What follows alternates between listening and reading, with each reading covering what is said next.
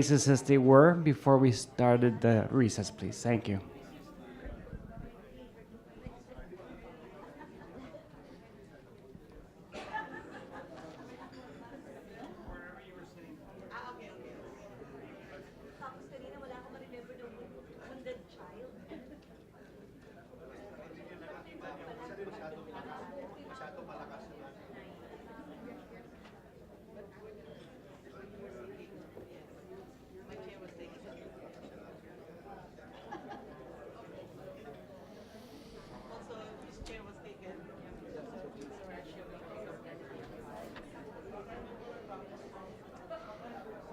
All right, everyone. I'll trust you're back in your table zones. We're going to get started with our next session, which will be led by Emmanuel Garza. He is president of Universidad Carolina, as well as a Synergo Senior Fellow, and he's going to walk us through systems thinking and what that looks like in his context. Emmanuel? Thank you. Thank you very much, Kate.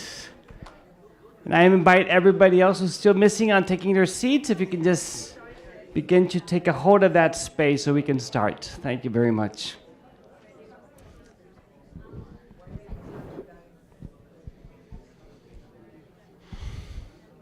I think we're getting there. In your spaces where you were before the recess, please. If your seat was taken, maybe you can find some other space in some other table.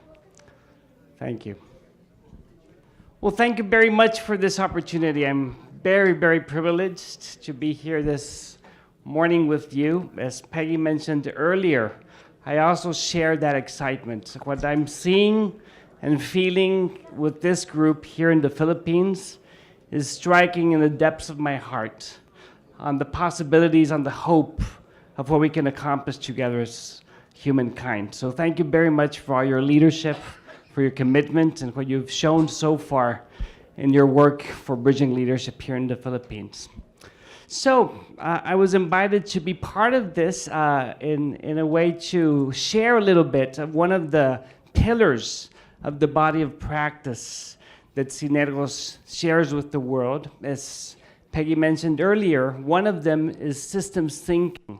And I would like to just spend some of our time this morning to look into this theme from the standpoint, for what I understand is that you are all already in some level experts and practitioners in the field of bridging leadership and systems thinking. So I won't be preaching to the preachers. I just hope we can share this moment as a co-learning experience and maybe practice, maybe play a little with some of the tools and practices we have in the field of systems thinking. So we'll be starting, if you can all just have a good point of view from where you are to see a short video we would like to see. Thank you so much, if you can put it on.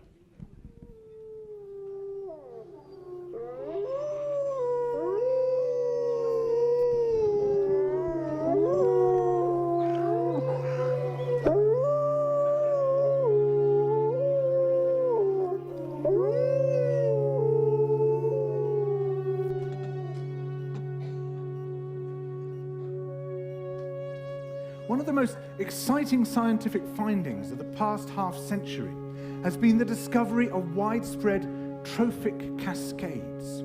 A trophic cascade is an ecological process which starts at the top of the food chain and tumbles all the way down to the bottom. And the classic example is what happened in the Yellowstone National Park in the United States when wolves were reintroduced in 1995. Now, we all know that wolves kill various species of animals, but perhaps we're slightly less aware that they give life to many others. Before the wolves turned up, they'd been absent for 70 years, that the numbers of deer, because there was nothing to hunt them, had built up and built up in the Yellowstone Park, and despite efforts by humans to control them, they'd managed to reduce much of the vegetation there to almost nothing. They'd just grazed it away. But as soon as the wolves arrived, even though they were few in number, they started to have the most remarkable effects. First, of course, they killed some of the deer, but that wasn't the major thing. Much more significantly, they radically changed the behavior of the deer. The deer started avoiding certain parts of the park, the places where they could be trapped most easily, particularly the valleys and the gorges. And immediately those places started to regenerate. In some areas, the height of the trees quintupled in just 6 years. Bare valley sides quickly became forests of aspen and willow and cottonwood. And as soon as that happened, the birds started moving in. The number of songbirds and migratory birds started to increase greatly. The number of beavers started to increase because beavers like to eat the trees. And beavers, like wolves, are ecosystem engineers. They create niches for other species. And the dams they built in the rivers provided habitats for otters and muskrats and ducks and fish and reptiles and amphibians. The wolves killed coyotes, and as a result of that, the number of rabbits and mice began to rise, which meant more hawks, more weasels, more foxes, more badgers. Ravens and bald eagles came down to feed on the carrion that the wolves had left. Bears fed on it too, and their population began to rise as well, partly also because there were more berries growing on the regenerating shrubs. And the bears reinforced the impact of the wolves by killing some of the calves of the deer. But here's where it gets really interesting. The wolves changed the behavior of the rivers.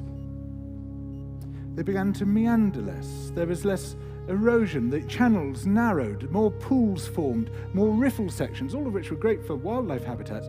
The rivers changed in response to the wolves.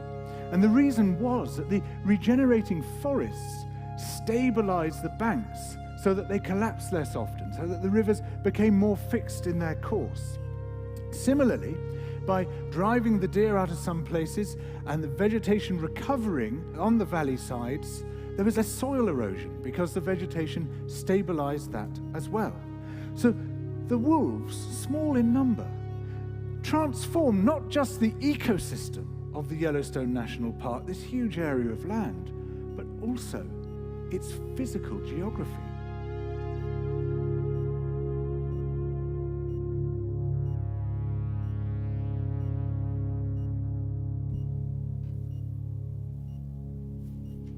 I've always found this video very fascinating. I'm sure you found as well. I would just like to open the floor really fast if any of you want to share a reflection that this video brings to you. What appears to you as interesting as you see what happened when we reintroduced the wolves to Yellowstone National Park? Any thoughts? Yes, go ahead.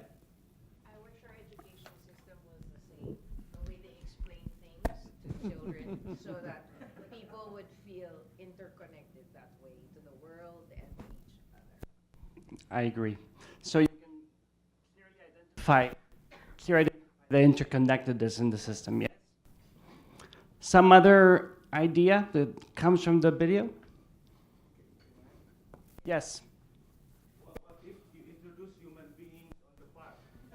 They will kill us. Well, that's a good point. In a way, humans were the first ones to take out the wolves at the beginning. So they were the ones who caused that initial unbalance in the ecosystem there. But they were also the ones who were in charge of putting them back in the system. So we have found a way of learning what our impact was happening to be the system. Someone else, please? Go ahead. The number of wolves are very small. Very small. Yet they can impact on change. So what lessons that we get out of it? The number really doesn't matter if you want to impact change. I agree. Yes, it is amazing to see how such a small number of wolves had such a lasting and vast impact. Again, please. The one who conceptualized the idea of introducing the wolves is very creative, innovative, and visionary. A visionary, yes, I agree. Someone who was connecting with the system in itself. Yes? someone who was understanding that system and trying to see how they could manage a way of improving it. Thank you very much. Well, yes, I mean, we could continue. There's one other comment, please, Ernie. Well, mine is really more practical. I was really looking at the introduction of Mayor Coro in his municipality.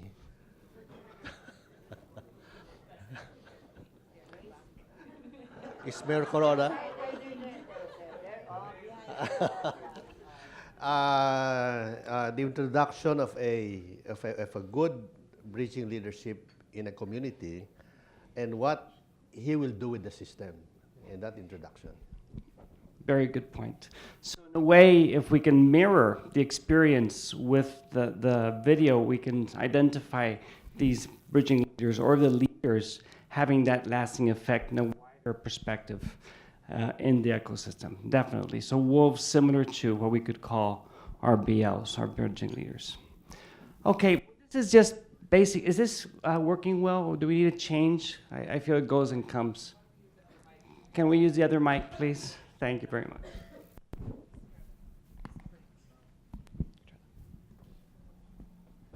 Thank you.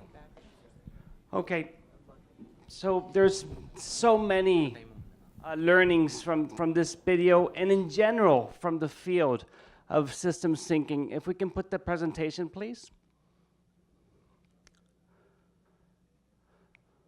Something that I have found very interesting regarding this concept of system thinking is that it's not rocket science.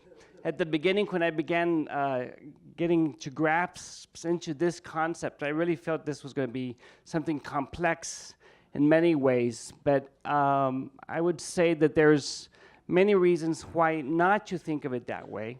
And actually, I would say that it's not about systems thinking, as it is more systems feeling. Yes? So it's an approach where it's not only the mind that's involved, it's our whole selves. As we connect with that system, as we feel that system in the way we interact with it, and that's the way we can really get the learnings that we need to be able to change it. So just coming back to the concept, and again, I say it's not rocket science. We see or envision this as a set of tools and methods that allow us to focus on the whole systems instead of the parts. So trying to take the whole picture instead of the parts.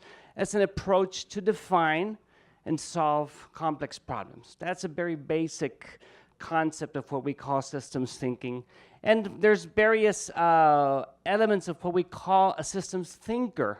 Now I'll just go very fast through these. A systems thinker is someone who sees the whole picture instead of the part, who changes perspectives to see new leverage points in a complex system. It's also someone who looks for the interdependencies within that system. A systems thinker also is trying to find what mental models we're following that create the futures we're trying to aspire to. They pay attention to and give voice to the long term. We're not only focused on what's immediately happening, but we're trying to set our view on the long term as well. We are also some who go wide, who use peripheral vision to see the complex cause and effect relationships within the system. So we require to have this peripheral point of view to get to that we need to go. We find where an unanticipated consequences emerge. We focus on the structure and not on the blame. I think that's something very important. It's very common for us when we're trying to solve problems to try to identify who are those who are the sole persons in charge or who can receive the blame of what's happening instead of focusing on the structure that's supporting that process. I think that's something very important. It's also someone who holds the tension. I love this line. Someone who holds the tension of paradox and controversy without trying to resolve it quickly. I loved a common mentor we had that would say, if you have a problem, sit on it, okay? You really need to grasp and feel it deeply in order to understand it. So a systems thinker really has to be able to take that into consideration. And at the end, we also see ourselves, those systems thinkers, we see ourselves as part of the system, not someone who's outside of that system. So I think these are just some of the basic elements of what a systems thinker looks like or acts like in many respects. I'm going to ask you really fast if you can all stand up, please, and we'll have a very fast exercise about this. So please, whichever hand you usually use, it's either the left or the right, just point your index finger up, okay? And I'm going to ask you to pull it all the way up, try to follow my example, and begin doing a clockwise, that's the correct name, right? Clockwise circle, okay? Just do it as slowly as possible. Try to understand what's happening. Please don't get dizzy.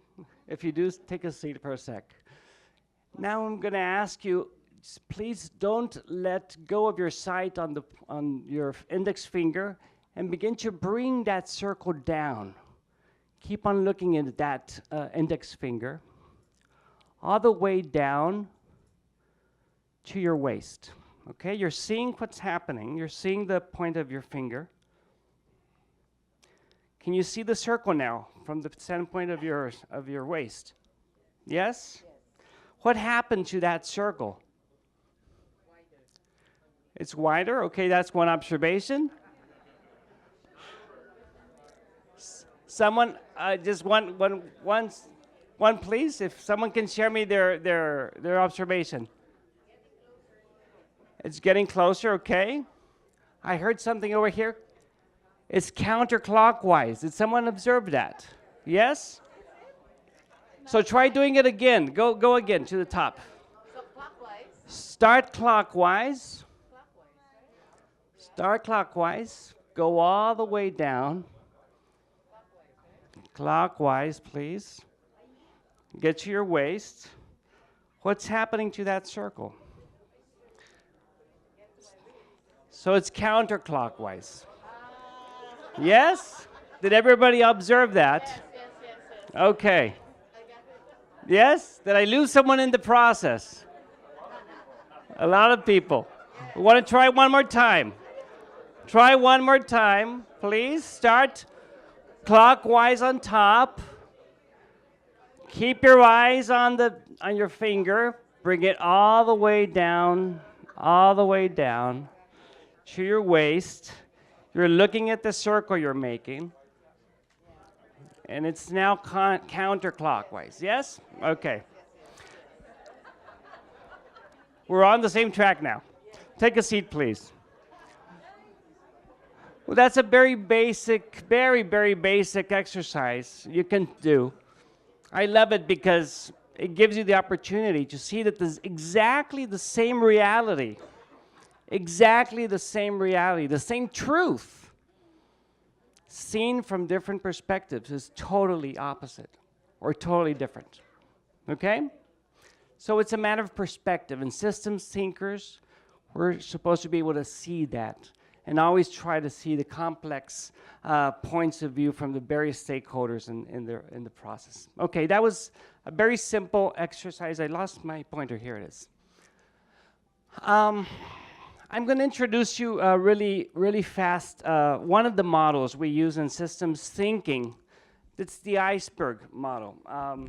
What's the first thing you identify, or when you try to describe an iceberg? Can you tell me really fast? It's cold. Yes, it's very cold. It's very big too. It's wet, maybe. Yeah. Excuse me? It's rooted down, so you can see a tip of it, maybe. You don't see all of it. You have the ocean there. Let me see if we have a better marker here. No. One second. We'll get there. Okay, so you have your iceberg, and a major part of it is underneath the water. It's underneath, as we can say, underneath the radar of what we can see. Okay? So one of the elements in systems thinking is introducing this model we call the iceberg model, is that most of what we see in the world or what we feel in the world is what we call events. It's where the news is, okay? And that's what we usually find in this part of the iceberg. Events, yes? So that is what you'll be seeing. For instance, I'm in the educational system, and the major events that really cause the stir of our system is when we have some students drop out of our system. Yes, so that's one event. We have one youth, underprivileged primarily, that drops out of the system for economic or social or emotional reasons. That individual student would be right there. He's our event. That's what we're seeing. From this perspective of systems thinking, we also try to identify what's behind those events. So one of the first things that we identify is what we call patterns. That's really underneath the surface sometimes. So, okay, we have a pattern of dropouts. We find that it's not only one, maybe it's 5 dropouts every 2 months or so. So we begin to identify those patterns and behavior, and we begin to map them, okay? So that's where data and data analysis comes in. We can see the curves of how those different individual events are connecting, and we're making a process to make sure we have identified those patterns. That's actually, as far as we can see, not rocket science in itself. But then we come to the deeper part of the iceberg, and that's where we find what we call systemic structure, or the systemic structure of the iceberg. And when we find the systemic structure of things, there's basically 2 major elements that we like to introduce here. One major element of system structure is what we call artifacts. They're the most visible elements of the system, having to do with how the structure, the organizational structure within the system works, what rules, what policies, what programs we have. They are like the more tangible elements of that system, okay? So, for instance, in this case, we have the pattern of dropouts here already mapped out, but we find that we have the school rules and regulations that establish when a youth student or someone else is in a position to become constrained all the way for him to drop out. That would be one of the elements, the systemic structural elements of that system. But there's another element in the structural tension of this that we call mental models, okay? These are the most non-visible elements of the system. So when we think of mental models, we think of maybe paradigms, okay? We think maybe of habits of thought, habits of action that are underlying how we behave within the system, yes? So for instance, it's another exercise real fast. I'm gonna ask you if you could please cross your arms. All of you just cross your arms, please.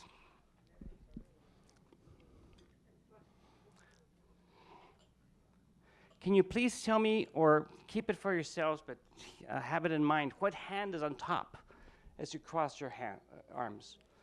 Is it clear to you? Okay, do it again, please. Just cross it. Did you go the same direction? Is the same hand on top?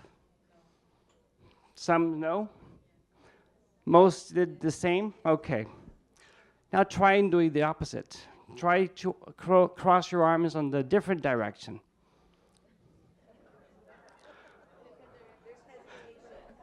Put the other hand on top. Put the other hand on top. How did that feel? Really weird. Hard, difficult. We're not used to doing that. There's a habit of action that is underlying the way we behave. So there's a lot of this habits within the system that we're trying to address, okay? Many times the system acts in a particular way because of these habits. And that's part of what we call mental models within the system. This is just a major way of addressing the concept of systems thinking. Some questions up so far? Everything clear? Perfect. So let's keep on going. We also find various loops within the system. You see the cause-effect relationships within the system. And that's something that's very relevant to map out when you're really trying to understand it. And I think we'll have some other time to do some exercise in that respect. I'll just ask you really fast if you can stand up again. We'll do one more exercise having to do with the way we address systems thinking. So please all, if you can all look to the back, there's this black antenna on top of that. Well, actually it's on top of you guys over there. For you, it's there. Exactly, it's right there. This antenna, right? That antenna, that black antenna. All those who are a little bit closer to that, if you can just take a little bit distance, please. There's another one here, exactly. So just please with your right or left hand, whichever, just do a circle with your thumb and your index finger and put that antenna right in the middle of the circle, okay? With your arm as far as possible reached, okay? So do all of you have the antenna inside the circle? Yes. Okay. Now, without losing sight of the antenna, bring the circle towards you, very slowly. The circle. The circle. Yes? Yes. So what happened to your point of view? It's wider. You get to see much more than the antenna, right? You see the context of it. Those who are a little bit uncomfortable putting their arms so high. But okay, this is just some additional, very simple exercise of how a systems perspective requires you to take the wider angle of things, okay? Just put that in your minds as you can work with your groups having to do with systems thinking.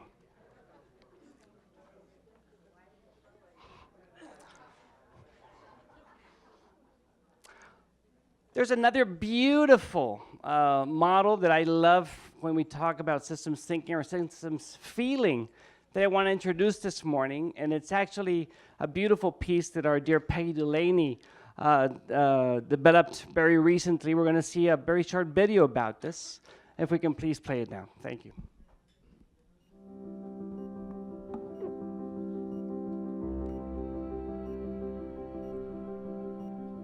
Because of the complexities of the problems that we're facing in our societies and across societies today,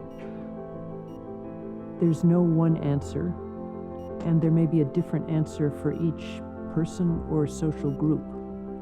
So if we use the analogy of the blind man or woman and the elephant, and you have a group of 10 people who can't see, but they're put next to one part of the elephant or another, their definition of the elephant is going to be completely different.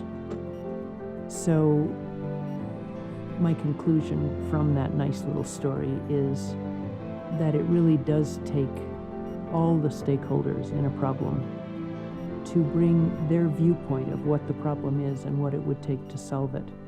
And then in building the trust among those stakeholders so that each one listens to the other's perception of how the tail seemed to be the elephant or how the foot seemed to be the elephant, and then putting it together into a whole, you have a much greater understanding of what the elephant actually looks like than if only one person were defining the problem.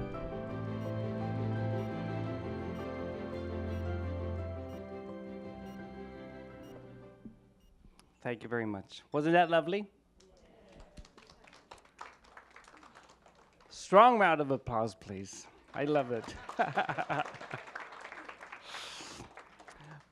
Well, definitely. And this is one of the most common models we use in systems thinking. But of course, trying to address complex problems, just like the problems we're facing today in terms of violence, in terms of the lack of education, lack of opportunity, there's no single truth that can describe it all. We have to definitely try to reach out to the various stakeholders to try to generate that more complete picture of what is happening. In the case of education, it's been at the beginning a headache for us dealing with various schools in the country where we could see these major dropout rates, just particularly in the university that we started in Mexico. The first year we had close to 70% dropouts. And at the beginning, it was like, who are we to blame? Of course, it's the kids. They're not doing their best effort. They're not there to try to take advantage of the amazing opportunity we're providing to them. But at the end, we had to go through a process where we involved these students, their parents, their teachers, their peers in many respects. And we began to complete a much more complex picture of what was happening. And at the end, we found out that there was a major drive towards these dropouts, because we found at least 50 other institutions in the ecosystem where we had the university.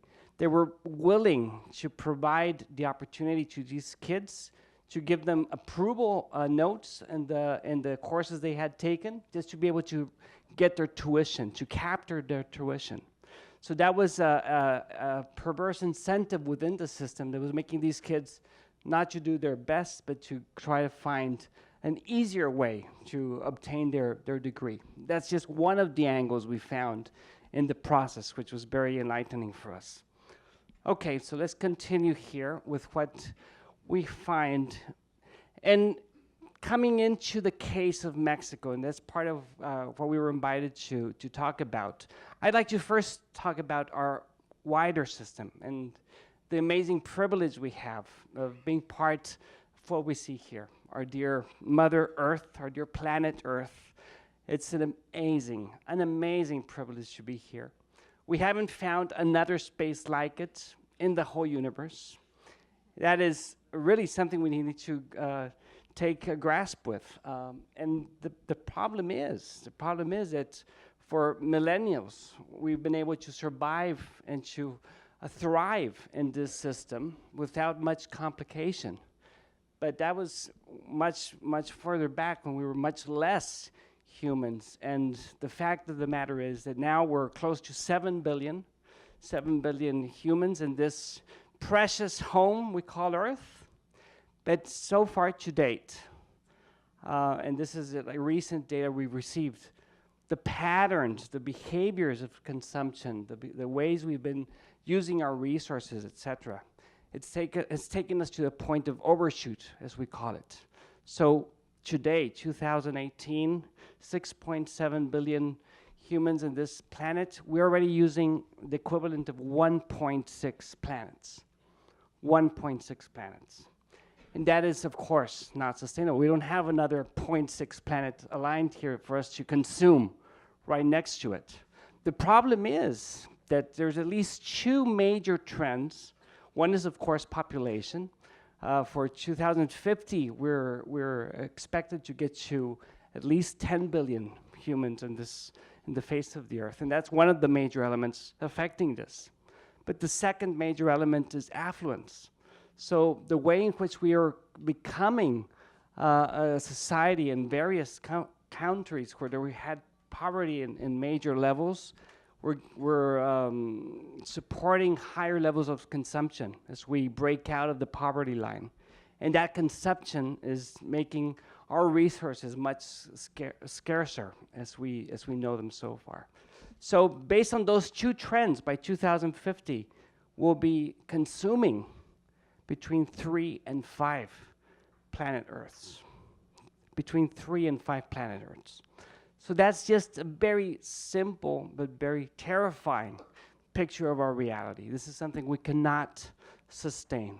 And of course, there's major other elements that are affecting that. But I just wanted to put that in our minds. I see this imbalance not only in the relationship with ourselves. We see all these major trends in terms of higher depression, higher emotional problems, higher suicides, etc. We see increasing problems in our relationship with others. So we see the polarization, we see the conflict. We see how the lack of resources is making parts of our societies to become much more engaged in conflict. But at the end, our relationship with Mother Earth is coming to this extent. So it's something to keep in mind, having to do with our wider system of things. I am very fortunate within this large system to be part of my dear Mexico. Let's see if it appears around there.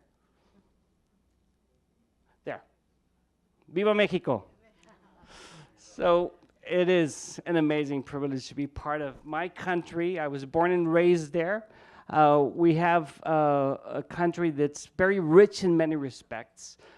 We have, of course, we've been called the cornucopia of the world because of the amazing amount of resources we have. We have a very rich contribution in terms of culture, art, spiritual relationship, productivity. We're one of the highest productivity countries in the world.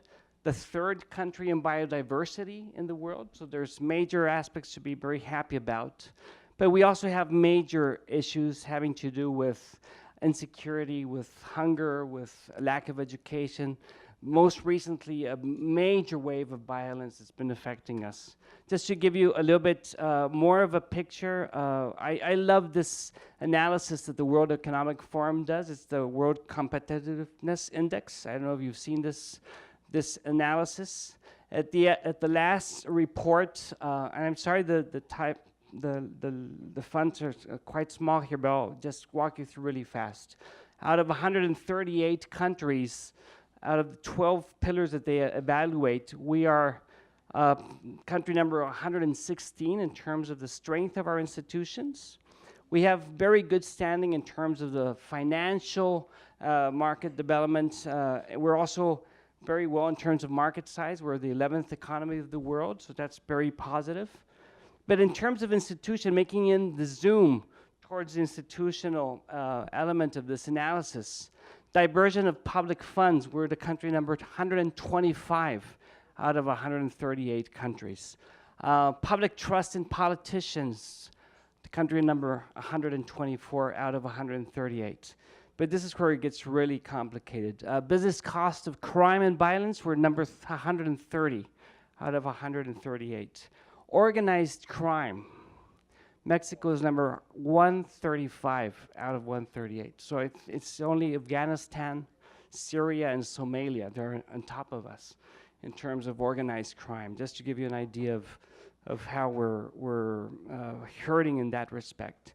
Well, something that struck me very hardly is the ethical behavior of firms. We're on place 112 out of 138 countries. So it's not only the public officials and the governments that are usually causing these problems, as we usually try to blame them for this.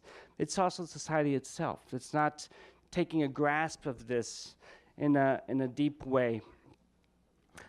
We have something very relevant and important, positive. We're in terms of HIV prevalence, number 1 out of 138, so that's very good news for our country.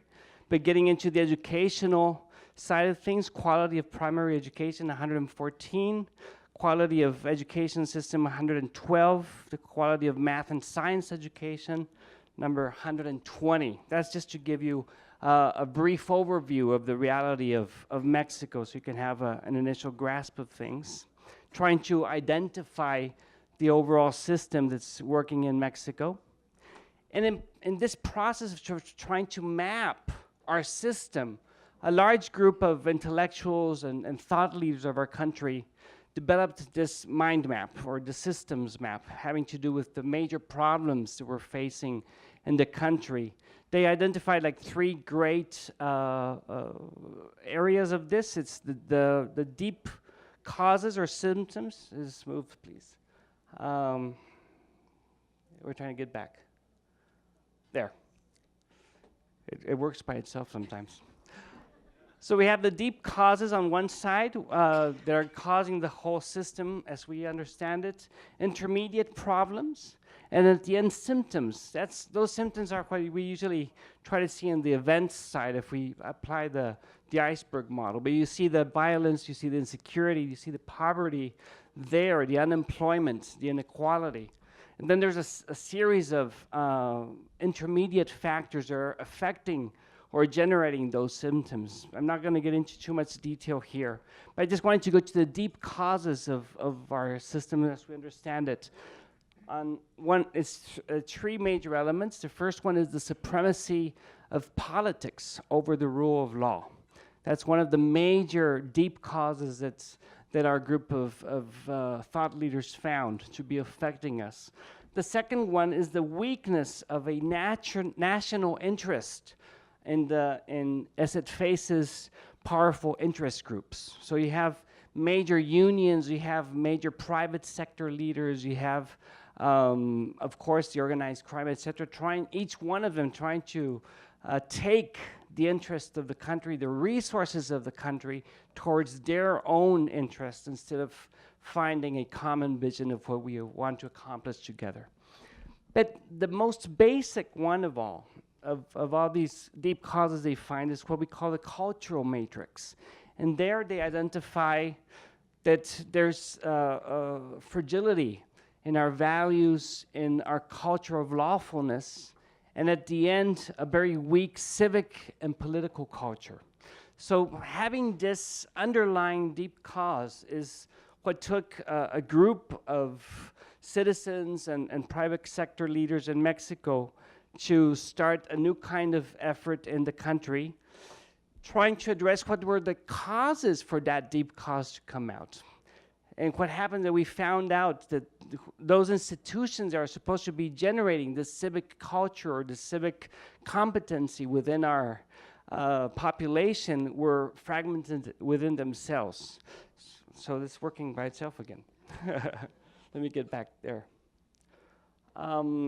Okay, so we have, for instance, Mexican families, which are beautiful. We have one of the countries that prides itself because of the union within our family system. But, and it's maybe the case in other countries such as yours, decision-making within families is very, very vertical. It's very hierarchical. It's not democratic. You don't have children engaged in defining what's going to be the family activity on Sunday. You just follow whatever our mother says in many respects. And that's one way of saying families have not become a haven to develop these civic and democratic skills in our country. Religion, organized religion in itself as well. We are primarily Catholic in Mexico, and unfortunately, we have not seen democratic practices within the religious institutions in Mexico as well. Contrary to other religious cultures that we've been able to see. Of course, government, of course, the media itself, civil society have not been able to foster these civic skills as well. So what we try to do in the face of this is try to generate conditions for a heightened civic engagement in the country. We've seen it in many moments of our history. This is exactly a year ago when we had a major earthquake in Mexico City, and you saw the population in Mexico City just come out and rise towards this voluntary engagement, moving the rubble again. We have a very engaged PowerPoint presentation. Moving the rubble, trying to find the survivors in the process, and this is just beautiful. It's a wonderful display of this engagement that we're all trying to get to. Unfortunately, this is very, it's happening only when we have these kinds of events. So this happens, and right after the next day, we're not seeing the neighborhoods organizing towards solving common problems. We're not seeing them lift up their voices towards corruption in the system, etc. No? So what happened is we got organized in the city of Monterrey. This is one of the largest industrial sites in the country. It's up north, in the north part of the country. This mountain you see here is called the Cerro de la Silla, the hill with the saddle, as you can see, has that shape. And we had a major effort where various private sector leaders, we got together and set up what we called the Red Sumarse, or the Sumarse network, which is a business, primarily business network fostering sustainable development within our community, trying to build a culture of corporate citizenship in our country. And we did this with the objective of trying to generate a platform for joint social investment initiatives. We did that in the first case, trying to build civic capacity. So coming back to that map that we built up around the problems of our country, we decided to focus on the deep causes of this, and we focus on building the civic capacity in very impoverished neighborhoods within the community in the greater metropolitan area of Monterey. And we did this working primarily with all the sectors. We got the local governments involved, we got the state government, we got international organizations such as USAID to come and fund part of the process.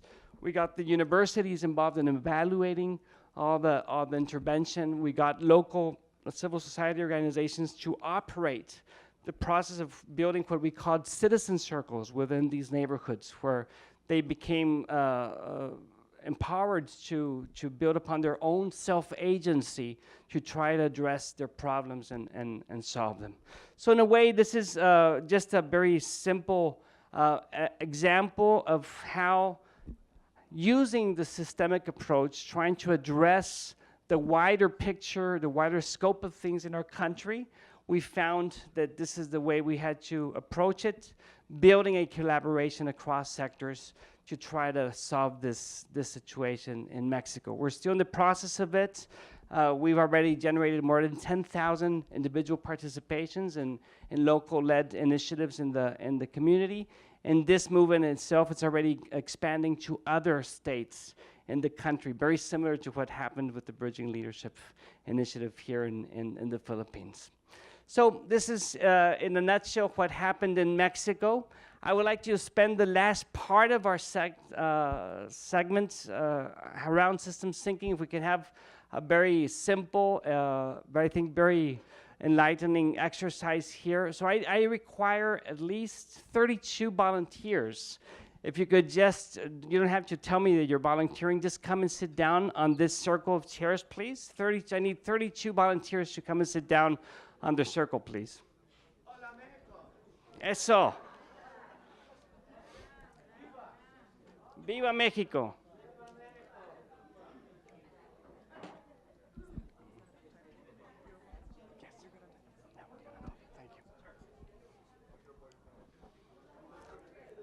I see a few spaces still here.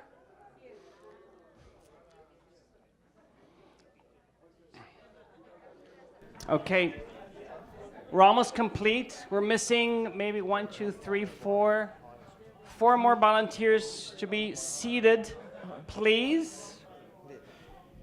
And I'm going to ask you, you have right in your seats, you have a little circle. I need for you to hold it with one of your fingers. And I'm going to ask you to always be facing out, okay? It's really important for the exercise for you not to look into what's happening to the center of this, okay? So everybody has their circle? Okay, perfect. We're all completing the circle now.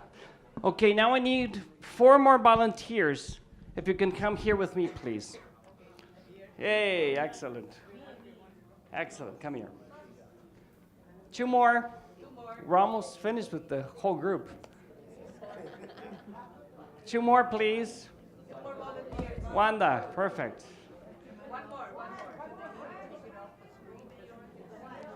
Yes. So please, yeah, it's a good point. Please don't show in the screen what's happening in the circle, please. You can videotape, but you cannot show. There we go.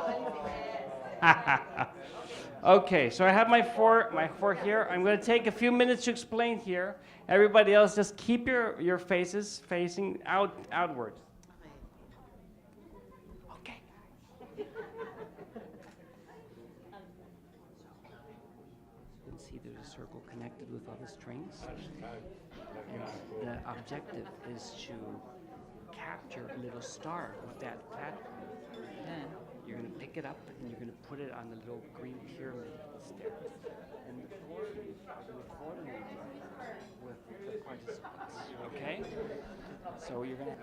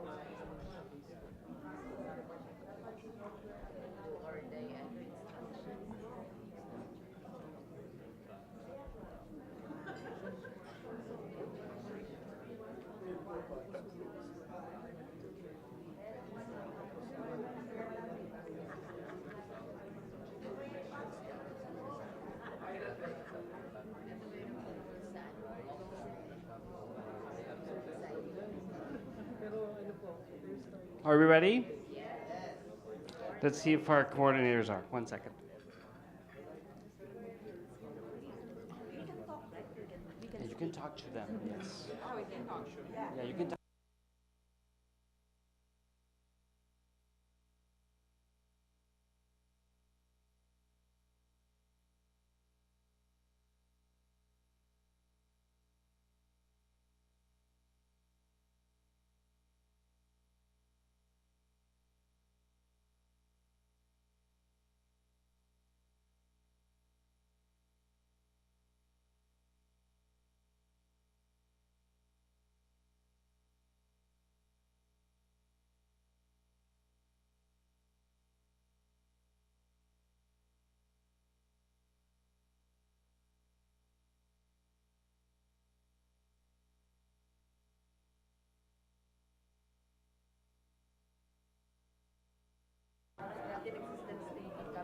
Okay, of those that are sitting down, we have a very few. I need 4 more, please.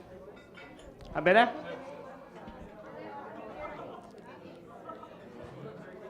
Three more volunteers. 3 more volunteers.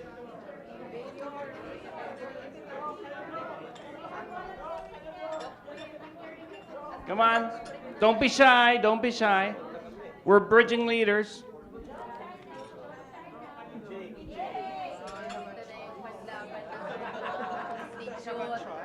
Okay, thank you so much.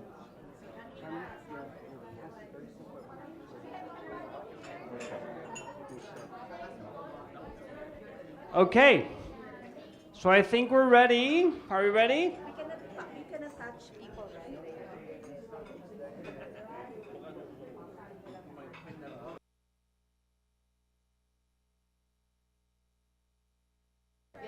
To your post, please. All set? Out by the outside, outside. Yes. You're on your posts now? Okay.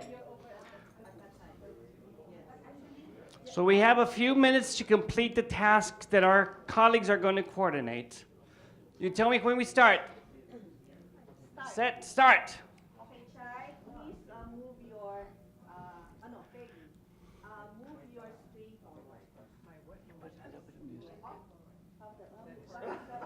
What do you do? Excuse me, star fell. Yes, Peggy. So, okay. Part of the process.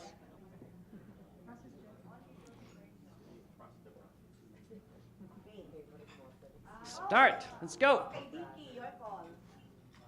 Can you? No. I think from that then. Okay, let's go. Okay, this is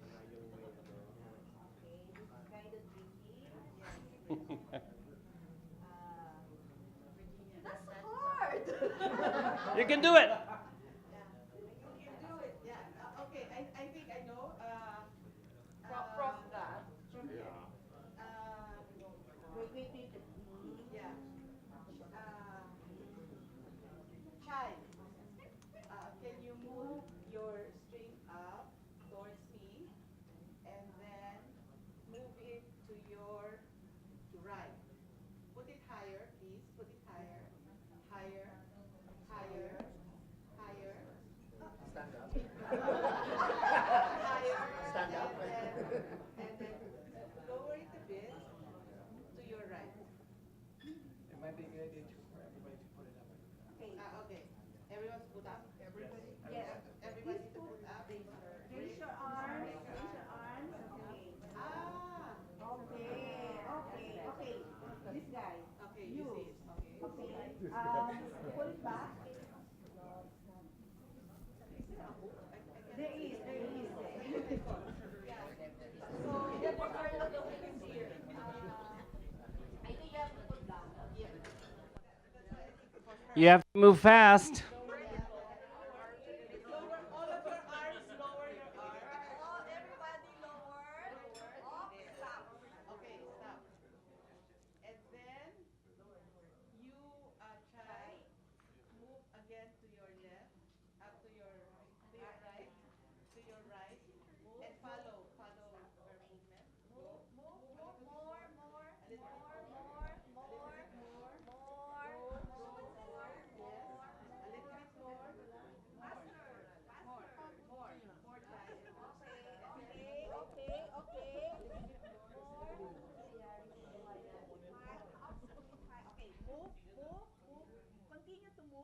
For you, Chai, and you also. Follow, just follow. Yeah, but the little circle underneath the platform, you saw it? Yeah, yeah. Okay. Just follow the flow of going this way. Okay. Just more, some more. Edwin. On this side, follow the flow, going right. Okay. Everyone move this way. Just follow to the right. Follow, yeah. Everybody this side, We have 2 more minutes. to the right. Keep going right, yes. Yeah, as far as you can. And Chai, lower now. And you, lower. And lower. And move it more to the right. Right?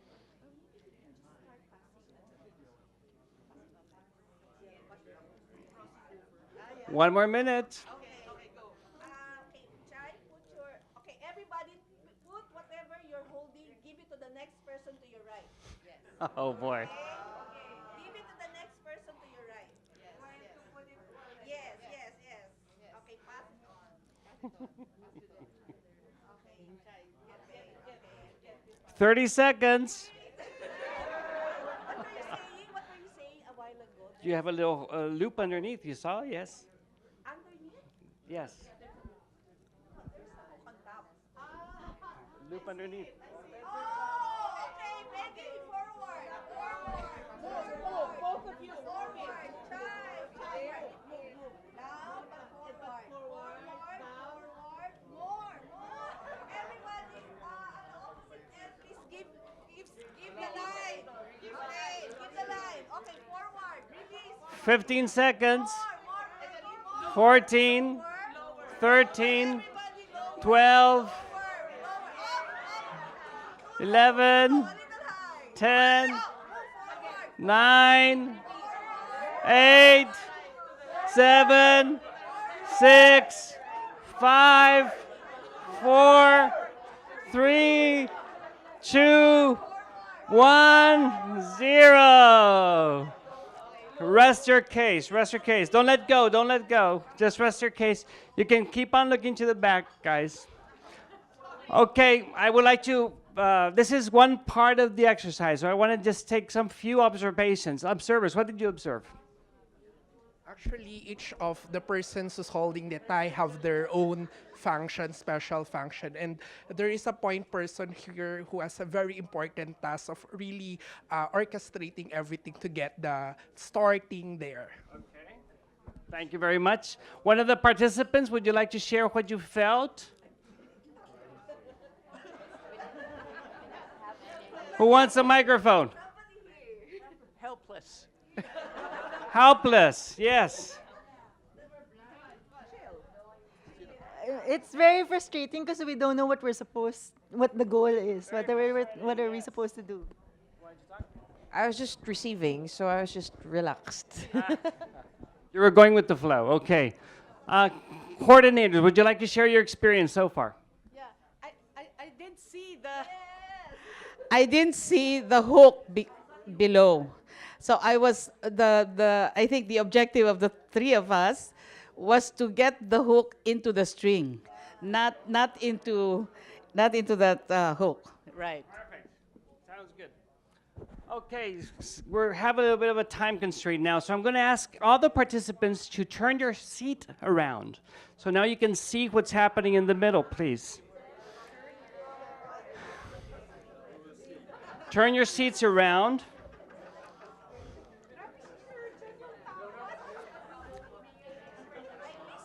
Have music there? 1 second, I'll tell you when you have music, yes.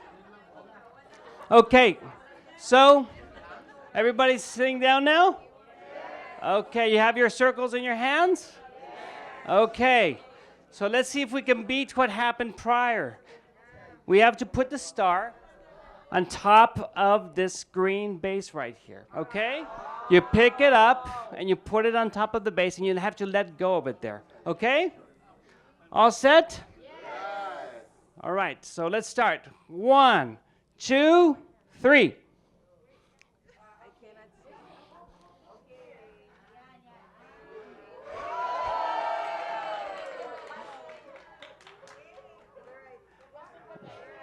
Be careful, be careful. Hey, excellent. Wow. Excellent. 5 seconds. Wow. I have never seen this happen so fast. That was amazing. Very good. That's it? That's it? There you go. You earned your lunch, exactly.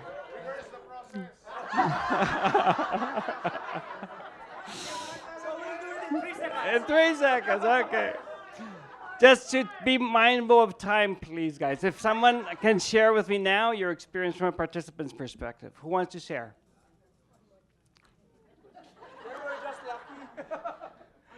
You were just like, over there. We have common objective. That is the thing on top of that. You, Everybody everyone understands them. understand the objective. Perfect. You had a common vision. You could see the system. Was that a case? Yes. Someone else have something to share from the participants? Eso! Go ahead.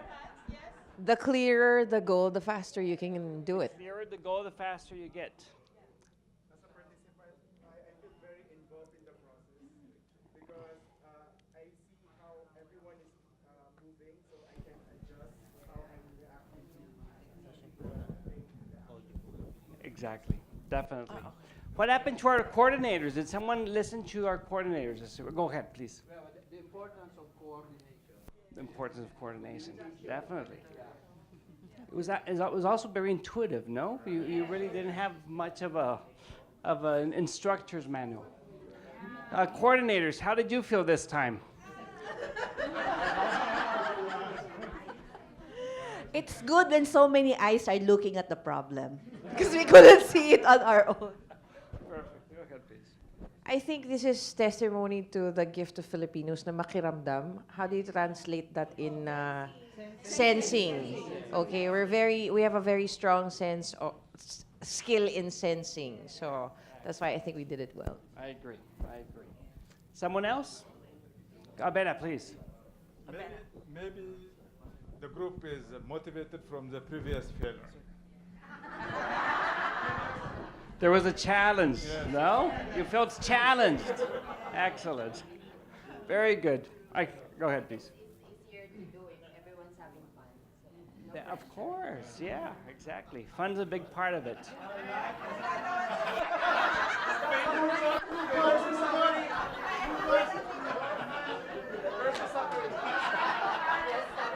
Yeah, something to say, please.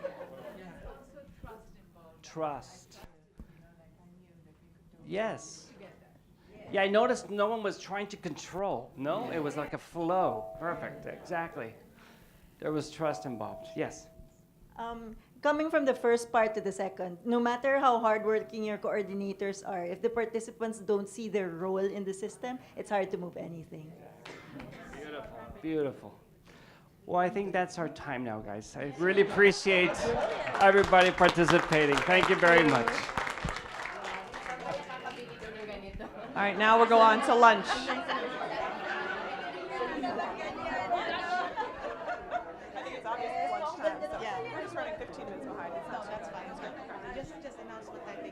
Should we do still be outside 1:30?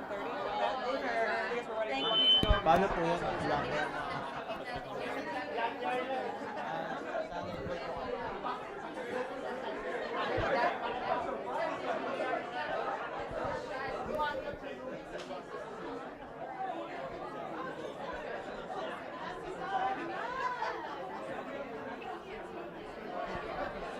If we could have everyone help bring chairs back to the tables, and then you're free for lunch.